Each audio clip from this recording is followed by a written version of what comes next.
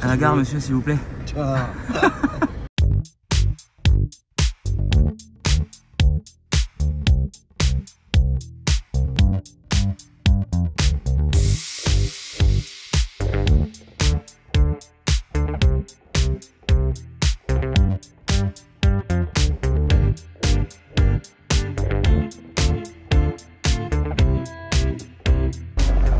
Bon les amis, ça y est, c'est le jour J.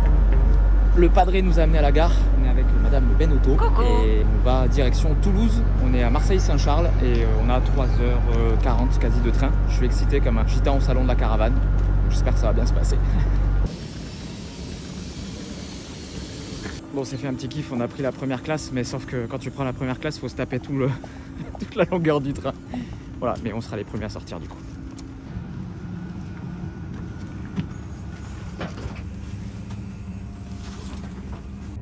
Je vais jouer avec les boutons toute la journée.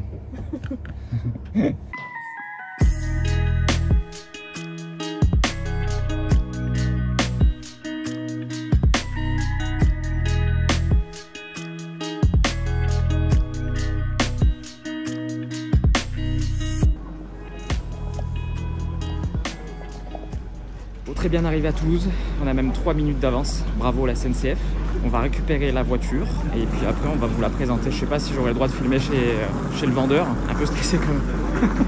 J'ai acheté la voiture sur photo, faut savoir. Voilà, à tout de suite. The next morning. Bon les amis, je suis désolé, je vous ai laissé en plan hier.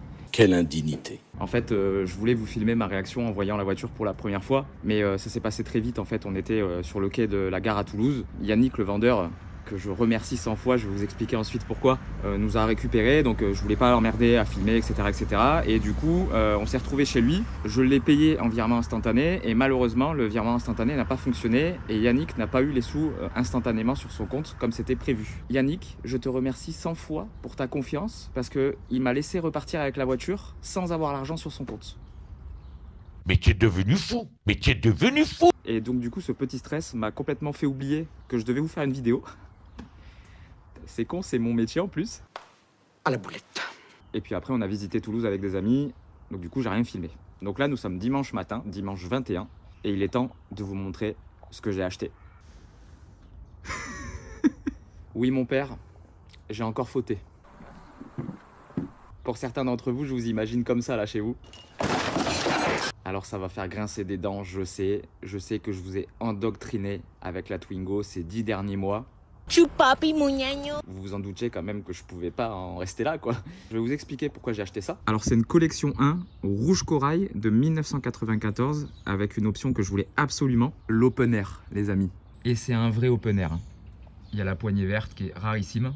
Alors les différences notables évidemment c'est la couleur. Les collections 1 ont toutes des couleurs pastel. Les couleurs de lancement, il y a eu des couleurs paillettes optionnelles. Mais moi je les aime comme ça et du coup les collections 2 comme ma 95 ont des couleurs plutôt assez vives en fait. Et deuxième grosse différence, elle se situe à l'intérieur. Les sièges sont complètement différents. Moi je suis fan de ce design typiquement années 90, multicolore et tout. La voiture elle est colorée, elle est fun. Et on a aussi tous les accastillages verts. Alors ça, je suis vraiment fan et je trouve que le combo couleur des sièges, carrosserie extérieure et les boutons verts, je trouve ça incroyable. On fera le tour plus en détail plus tard dans la vidéo, parce que là, la lumière n'est pas bonne et tout. Cette auto là, ça fait 1 an que je la cherche. Ouais, mon pote. Quand j'ai acheté la 95, clairement, je pouvais pas passer à côté. Elle était à Nîmes, elle était à 45 minutes de chez moi. Elle était parfaitement dans mon budget, carrosserie refaite et tout. Très peu de kilomètres, 89 000 kilomètres quand je l'ai acheté. Et je me suis dit, vas-y, j'achète ça en attendant de trouver la 93-94 que je cherche, parce que je cherchais absolument ces millésimes-là. Rien sur le marché. Enfin si, il y en avait, mais que des épaves. Alors celle-ci, elle est dans son jus, c'est ça qui me plaît. Vous voyez, il y a les pare-chocs un peu fanés et tout. Elle a pas mal de défauts à droite à gauche. Mais les amis, elle a 63 000 kilomètres. Ah, mon de Dieu. C'est une seconde main. Cette voiture a appartenu à une mamie qui est malheureusement décédée. Yannick l'a rachetée en fait à la personne qui a hérité de cette voiture. Elle est d'origine du 06 de Cannes. J'ai encore la carte grise d'origine, les immatriculations d'origine qui sont dans le coffre. Donc évidemment que je ne pouvais pas la laisser passer. Mais oui, c'est clair. Alors un merci chaleureux à mes parents qui m'ont avancé les sous pour acheter cette voiture. Et tant qu'on est dans les remerciements, je voulais aussi énormément remercier Mika et Mag qui nous ont hébergés chaleureusement chez eux, pas loin de Toulouse. Donc mille merci, on a passé une soirée de ouf. Et je remercie tous les abonnés à Insta qui m'ont proposé leur hospitalité. Vous êtes au top, vraiment, changez rien. Écoutez, là on est dimanche matin, il est 9 h. Il y a mes amis Mika et Mag qui vont m'emmener dans un Cars & Coffee, juste à côté de chez eux, sur Toulouse là. On va aller profiter entre amis et ensuite on va rentrer avec la voiture, voilà. A few moments later. Bon les amis, ça y est, on est parti, on part de Toulouse. On a 398 km à faire avec 4h50 de route. On a décidé avec madame de prendre les petites routes, tranquillou. Je déteste l'autoroute déjà d'une, et avec la Twingo, c'est la merde. Donc voilà, donc là, il fait super beau en plus. On vous emmène avec nous. J'essaierai de faire au maximum des plans, mais on est déjà bien décalqué du week-end, donc voilà, je vais faire mon max.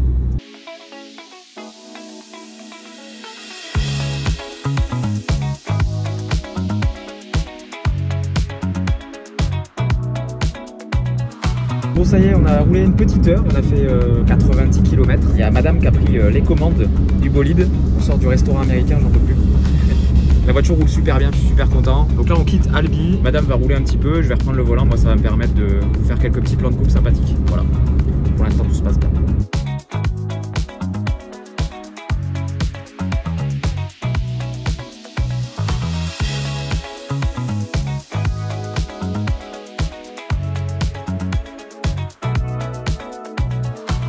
Ça y est les amis, on vient d'arriver à la maison. On doit malheureusement repartir tout de suite pour mettre la Yanos au sec. C'est mon ami Roberto qui va m'héberger la voiture. Comme ça elle dort pas dehors, vu sa peinture neuve.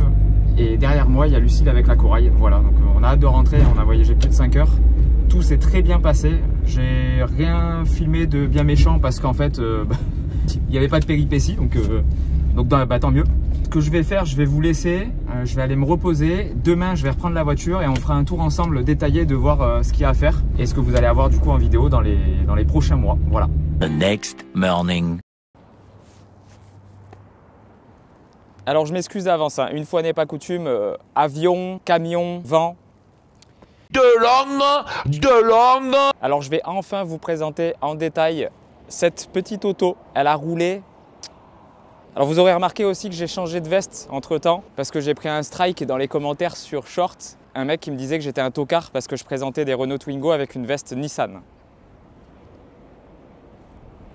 Donc lui il est comme ça, et toi tu arrives près de lui, et tu le chopes là. Un cirque. Bon, je vais vous raconter vite fait l'histoire de cet exemplaire-là. Elle a été livrée au garage Cuberté à Valbonne dans le 06 le 1er juin 1994 et c'est ensuite le 16 juin que la regrettée Madame Vogel a pris possession de cette voiture. Alors je vais vous montrer tous les documents ensuite, je suis très content parce que tout l'historique de cette voiture est connu.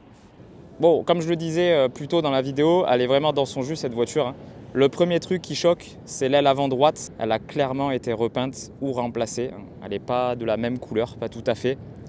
J'espère que ça se verra bien à l'image, en tout cas en plein soleil, ça se voit bien. Je vais voir ce qu'on peut faire pour ça. Ensuite, il y a le capot. Alors le capot, vous voyez, malheureusement, cette voiture, elle a souffert. Elle a dû être garée sous un arbre un temps. Et en fait, il y a plein de résine, de résidus de résine qui s'est incrusté dans le vernis.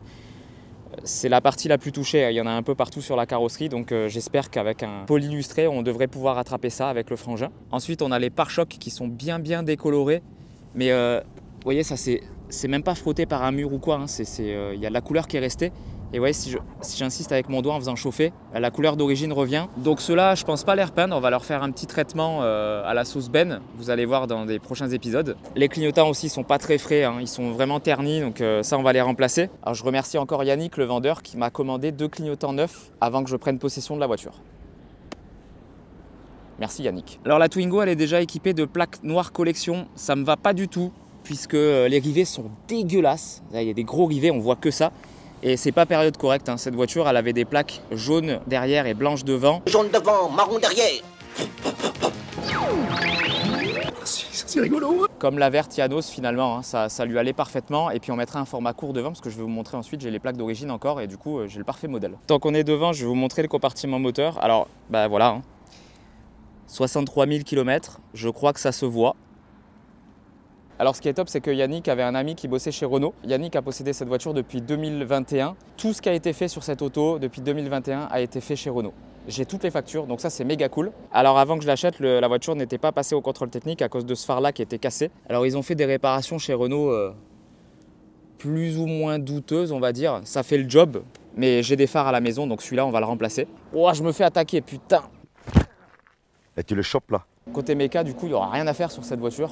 Le bonheur. Côté gauche, il y a ça qui me gêne, hein. Encore cette foutue sève. En plus, on la sent légèrement au doigt, donc j'espère vraiment que c'est rattrapable parce qu'on voit que ça. Ce côté-là est plutôt correct. Il y a quelques petits pets d'usage ici, là. Bon, elle mérite, vous voyez, elle mérite un gros lustrage, hein. Il y a des petites griffes de partout. Ce côté-là, elle est vraiment plutôt belle, hein. Alors le côté droit, malheureusement, c'est moins joli. Le gros point noir de cette voiture, c'est la porte passager. Regardez. Alors, il y a eu des traces de scotch ici, même sur la vitre, parce que Chupapi muñeño. la porte a été forcée en fait. Et du coup, la porte fait le ventre au milieu. Alors, elle a des bosses, hein. Voilà, là, on voit bien qu'elle a besoin d'un lustrage du coup. Voilà, il y a une bosse ici, là, dans le reflet du soleil. Il y en a une autre ici. Après, la porte en soi, elle n'est pas en si mauvais état, c'est ça qui me fout les boules. Si toi, tu es dans les Bouches-du-Rhône et que tu maîtrises comme personne le débosselage sans peinture, Je te veux dans mon équipe. Please. j'aimerais énormément sauver cette porte pour éviter de la remplacer, de la repeindre. Je voudrais faire le moins de peinture possible sur cette voiture pour la préserver au maximum. Donc contacte-moi par mail, par commentaire ou par message privé sur Instagram. Je te remercie. Alors les enjoliveurs et les jantes, pareil, hein, c'est pas si mal, mais c'est à rafraîchir, hein. Il y a des petits éclats là, mais ils n'ont pas frotté de trottoir, donc je suis super content. La partie arrière, méga clean, hein. Il n'y a que le pare-choc qui a terni, encore comme l'avant, donc ça, je pense que c'est les premières choses qu'on va faire sur la voiture, parce qu'on voit que ça, malheureusement. Il m'est arrivé une galère dès les premières 10 minutes que je possède la voiture. J'ai mis la clé dedans pour ouvrir le coffre. Voilà. Ça me fait chier parce que cette voiture, elle a un jeu de clés pour tout faire. J'espère que c'est que la fixation qui est derrière, qui est tombée dans le coffre ou qui s'est cassée. Faut que je démonte. Ça, c'est le genre de petit détail que je kiffe. Elle a encore l'étiquette de son garage d'origine, assortie aux plaques d'immatriculation, s'il vous plaît. Le fabuleux Open Air, il est en remarquable état. Zéro trou dans la bâche, zéro déchirure. Trop cool, il fonctionne super bien. Ça, je peux vous dire, ça fait la différence, hein. Quand tu passes d'une Twingo qui en a pas à une Twingo qui en a une, tu as l'impression de redécouvrir la voiture, c'est un truc de ouf. Et voilà clairement ce qui a décidé mon achat. Regardez-moi l'état de cet intérieur. Bon, de toute façon, 63 000 km, hein. C'est flambant. Il y a deux petits accros là sur le siège conducteur. Et là, il y a malheureusement un trou de cigarette sur la banquette. Mais regardez l'état, assez incroyable. La console centrale avait été remplacée par une pièce neuve de chez Renault, par Yannick. Donc ça fonctionne superbement bien. Et surtout le verre, regardez l'éclat du verre. Même l'allume-cigare, il est tout neuf. Sur les Twingo de collection 1, en général, ces pièces-là elles jaunissent un petit peu. C'est dans un état, même les boutons, on dirait qu'ils n'ont jamais servi. Il faudra que je vois pour ça, par contre, parce que c'est bloqué. Voilà, donc je vais y aller doucement avec du produit pour essayer de tout débloquer. Je pense que cette voiture, elle n'a pas beaucoup été utilisée, donc la crasse fait que ça bloque. 63 742 km. Alors vous savez, ça a été un sujet sensible sur la précédente vidéo, la plage arrière. Donc là, elle a les bonnes fixations, hein. Ça coulisse en fait sous ces parties-là. Là. Sur les collections 1, c'est vert, sur les collections 2, c'est bleu. La voiture n'avait pas cette pièce. Et Yannick m'en a trouvé une avant que je vienne prendre livraison de la voiture. Yannick, t'es un malade. Alors Yannick, il s'est pas que contenté de ça, hein. Il m'a fait le plein de la voiture pour que je puisse rentrer tranquillement. Merci Yannick. Il m'a commandé la pochette d'origine qui contient les documents de carnet d'entretien et de notice d'utilisation que la voiture n'avait plus. Merci Yannick. Ça fait beaucoup là, non? Voilà Yannick, je ne sais pas comment te remercier. Vraiment le vendeur idéal. Tu vas pouvoir suivre les nouvelles aventures de Mamita. Oui, parce que je ne vous l'ai pas dit, Yannick et ses enfants ont appelé cette voiture Mamita. Donc ça va rester, je trouve ça rigolo. Alors côté historique, j'ai encore le certificat d'immatriculation d'origine. Ça voilà, l'avantage maintenant avec la NTS, c'est que ça on n'a plus besoin de l'envoyer à la sous-préfecture, donc on peut encore conserver les papiers. Et j'ai le carnet d'entretien Renault d'origine avec les tampons dedans des entretiens. Voilà, il est bien rempli avec les dates, les tampons Renault et tout, donc ça, à trouver sur une Twingo de première génération, ça commence à devenir compliqué. Alors on va pas se mentir, là je suis en train de me chier dessus s'il n'y a pas une guerre mondiale qui a été déclarée là. Ça fait que passer, c'est abusé. Et les IMAT d'époque en 06 avec le garage de Cuberté à Valbonne, voilà, qui match avec la petite étiquette sur le haillon derrière. Je trouve ça trop cool. Et c'est pour ça clairement que c'est grâce à ces plaques que je vais refaire en fait des plaques jaunes et blanches avec le format court devant pour respecter ce qu'elle avait neuve. Dans la plaque avant, il y a même le nom de la personne qui a été marqué au marqueur par Renault. Voilà, donc c'est une vraie time capsule cette voiture. Voilà les amis, bon, je suis encore 1000 fois sincèrement désolé pour ces putains d'avions de chasse. J'essaye de faire au maximum de pauses, mais là ça fait 20 minutes que j'attends que ça se calme et ça se calme toujours pas. Donc je pense qu'aujourd'hui ils sont en essai. En même temps, quelle idée de tourner aussi à côté d'une base aérienne militaire. Alors vous allez très certainement être très nombreux par commentaire à me demander qu'est-ce que je vais faire de la Verianos. S'il vous plaît, ne me posez pas la question, hein. Vous le saurez bien assez tôt. Faites-moi confiance. Et celle-ci, du coup, va devenir mon nouveau daily.